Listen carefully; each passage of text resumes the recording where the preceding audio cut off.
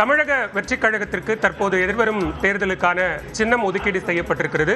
நம்மோடு தொலைபேசி வாயிலாக இணைந்திருக்கிறார் பத்திரிகையாளர் திரு ஷபீர். ஷபீர் வணக்கம்.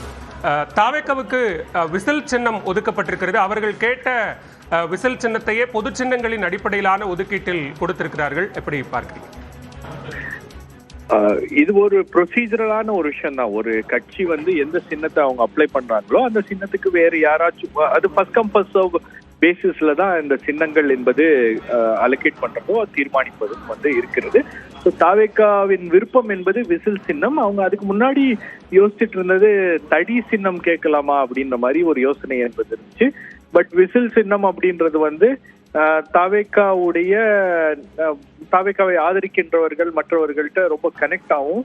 அதே போல அதுக்கு நிறைய ரெஃபரன்சஸ் இருக்கு. விஜயோடைய படங்கள்ல விசில் சின்னத்துக்கான ரெஃபரன்சஸ் இருக்கு அப்படின்னும் போது அதுக்கு ரீகால் வேல்யூவும் அதிகமாக இருக்கும் அப்படின்ற அடிப்படையில் தான் அந்த சின்னத்தை தேர்வு செய்து எலெக்ஷன் கமிஷன்கிட்ட பெடிஷன் மனு கொடுத்திருந்தாங்க.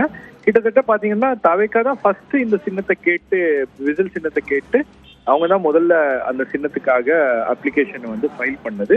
ஸோ அதன் அடிப்படையில் ஃபர்ஸ்ட் கம் ஃபர்ஸ்ட் சர்வ் பேசிஸ்லயே அவங்களுக்கு இந்த சின்னம் என்பது கொடுக்கப்பட்டுச்சு.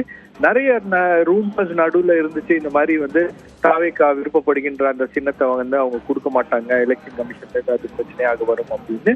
பட் தாவேக்கா தரப்புல இருந்து ரொம்ப கான்பிடென்டா இருந்தது என்னன்னா அவங்க தான் ஃபர்ஸ்ட் அப்ளிகேஷனை மூவ் பண்ணியிருக்காங்க அப்படின்றதுனால இந்த சின்னத்துக்கு வேற யாரும் இதற்கு இந்த சின்னத்தை கேட்பதற்கான ஒரு வாய்ப்பு இல்லை அப்படின்றதும் அவங்க ரொம்ப உறுதியாக இருந்தார்கள். ஆகவே இந்த சின்னம் அவங்களுக்கு கொண்டு கிடைத்திருப்பதும் அதுவும் தேர்தலுக்கு ஒரு 2 மாதங்களுக்கு முன்பு இந்த சின்னம் அவங்களுக்கு 2-3 மாதங்களுக்கு முன்பு அந்த சின்னம் கையில் கிடைத்திருப்பதும் இதை கொண்டு போய் சேர்ப்பதற்கான வேலைகளை அடுத்தடுத்து அவர்கள் தொடங்குவார்கள். அது தொடர்பாக அடுத்த கட்ட ஆலோசனை கூட்டங்களும் தாவேக்கா தரப்பிலிருந்து அந்த பொலிட்டிக்கல் ஆக்டிவிட்டியை இன்டென்சிஃபை பண்ணோம் அப்படின்ற ஒரு நோக்கத்தோட அவங்களுடைய கட்சி தலைவர் தீர்மானித்திருக்காரு. ஆகவே அது சம்பந்தமான வேலைகள் எல்லாம் அடுத்தடுத்து நடக்கும் பார்க்கிறேன். ரொம்ப ஈஸியா இந்த சின்னத்தை கொண்டு போய் சேர்த்துடலாம். அவருடைய வாக்காளர்களுக்கும் குறிப்பாக அவரை ஆதரிக்கின்றவர்களுக்கும் கனெக்ட் ஆகக்கூடிய ஒரு சின்னமாக விசில் சின்னம் என்பது இருக்கிறது அப்படின்றதுல அவங்க அதை மையப்படுத்தி தான் ஒட்டுமொத்தமாக இந்த சின்னத்தையும் அவங்க கேட்டு பெற்றிருக்காங்க.